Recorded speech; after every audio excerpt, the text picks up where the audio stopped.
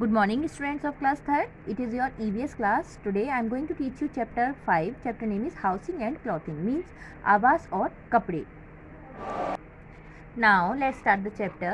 We all need a house to live safely. हम सभी को सुरक्षित रहने के लिए एक घर की आवश्यकता होती है. Our house protects us from heat, cold, rain, storm, thieves and wild animals. हमारा घर हमें गर्मी, सर्दी, वर्षा, तूफान, चोरों और जंगली जानवरों से सुरक्षित रखता है. नाउ टाइप्स ऑफ हाउसेज, घरों के प्रकार. We see different types of houses around us. हम अपने चारों ओर विभिन्न प्रकार के घरों को देखते हैं. They can be divided into two major types. हम इन्हें दो मुख्य भागों में विभाजित कर सकते हैं.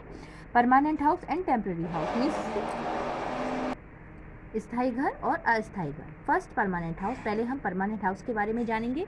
Houses that are made of brick, cement, iron, steel and concrete are called permanent house और पक्का हाउस. जो घर ब्रिक्स, ईट, सीमेंट, आयरन, लोहा, स्टील, कंक्रीट इनसे बने होते हैं, इन्हें हम परमानेंट हाउस कहते हैं या इन्हें पक्का हाउस भी कहा जाता है.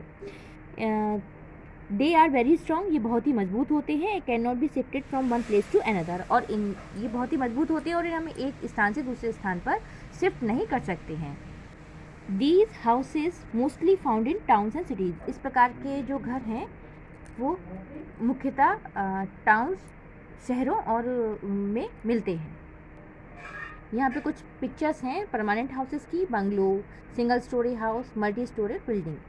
Permanent house can be further be divided into different types like single storey house, bungalow and multi storey building. Permanent house को हम डिवाइड कर सकते हैं विभिन्न प्रकार की, जो सिंगल स्टोरी हाउस होते हैं, बंगलो होते हैं और मल्टी स्टोरी बिल्डिंग होती हैं, इनके रूप में. फर्स्ट है सेकंड है आपका टेम्पररी हाउस, अस्थायी घर.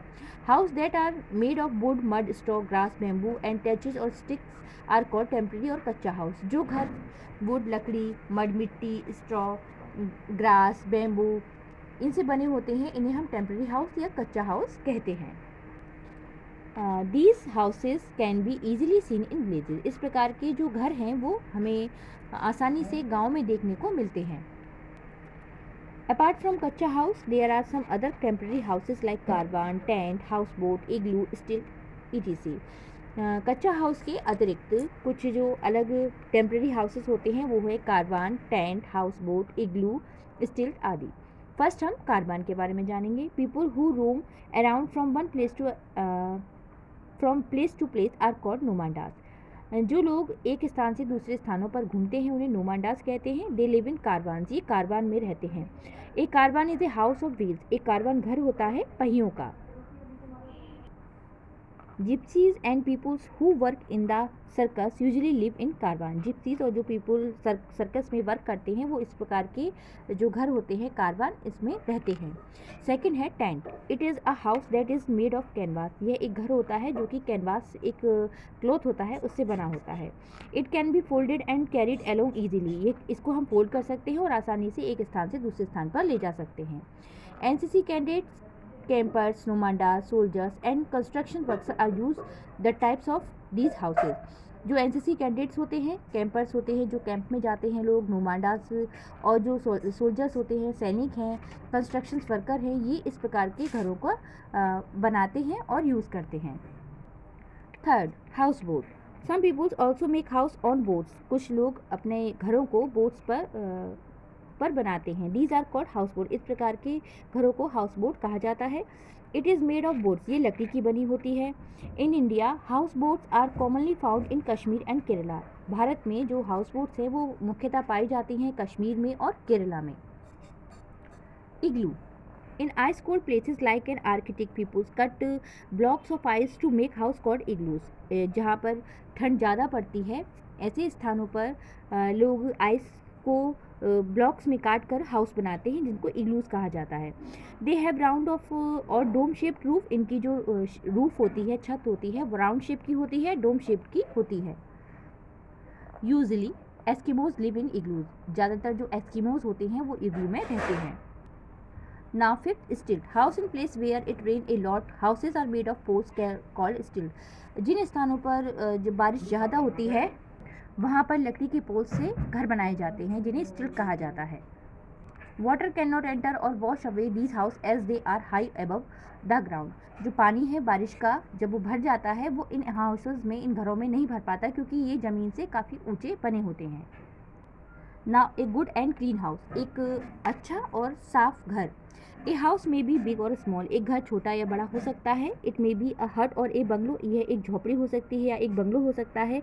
It may be single storey और मल्टी स्टोरी, ये सिंगल स्टोरी एक मंजिला या मल्टी स्टोरी कई मंजिला बना हो सकता है। A good house should have some essential feature, एक अच्छे घर में कुछ ज़रूरी विशेषताएं होती हैं जो कि हम पढ़ेंगे। Every room should be airy and well lighted, जो घर का प्रत्येक कमरा होता है उसमें हवादार होना चाहिए और रोशनी आनी चाहिए। Doors and windows should have wires netting to keep mosquitoes and flies away, जो डोर्स दरवाजे और खिड़कियाँ होती हैं उनमें वायर नेटिंग होनी चाहिए ताकि जो मॉस्किटो हैं और मक्खियाँ हैं वो अंदर ना आ सकें। प्लांट्स क्लीन द एयर, पौधे जो हैं हवा को स्वच्छ बनाती हैं। So we should grow plants around our house, तो हमें जो अपने घर के आसपास प्लांट्स को लगाना चाहिए। There should be separate room for sleeping, welcoming guest, cooking, dining, storing and washing, अलग अलग सेपरेटिंग रूम होने चाहिए सोने के लिए, गेस्ट के आने के लिए, खाना भोजन करने के लिए, स्टोर और वॉशिंग के लिए भी। Way to keep a house neat and clean, एक घर को स्वच्छ साफ और स्वच्छ रखने के तरीके। First, every house should be neat and clean, प्रत्येक घर स्वच्छ और साफ होना चाहिए। Wash basin, toilets and bathrooms that breathe germs and disease must be washed and clean daily. Wash basin जो टॉयलेट्स बाथरूम्स होते हैं इनको क्लीन करना चाहिए क्योंकि इनमें जर्म्स ज़्यादा होते हैं जो कि हमें डिसीज़ हो सकती हैं, बीमारियाँ हो सकती हैं, इसीलिए इन्हें साफ रखना चाहिए। Water should not be collected on the floors of the kitchen and bathroom, जो पानी है वो किचन और बाथरूम के फ्लोर पर इकट्ठा नहीं होना चाहिए। Dustbin must be kept away from the place where we cook and eat, dustbin जो होता है उसे ऐसे स्थानों से दूर रखना चाहिए जहाँ पर हम खाना पकाते हैं और खाते हैं। Garbage should not be throw outside the house, जो कूड़ा करकट है उसे घर के बाहर नहीं फेंकना चाहिए। Coolers should be dry and when they not in use, coolers को हमेशा सूखा रखना चाहिए जब उनका यूज़ नहीं किया जा रहा है। We should have a fixed place for keeping things, हमें जो चीज़ें हैं वो अपनी फिक्स्ड जो जगह है, निश्चित जगह, वहाँ पर ही रखना चाहिए।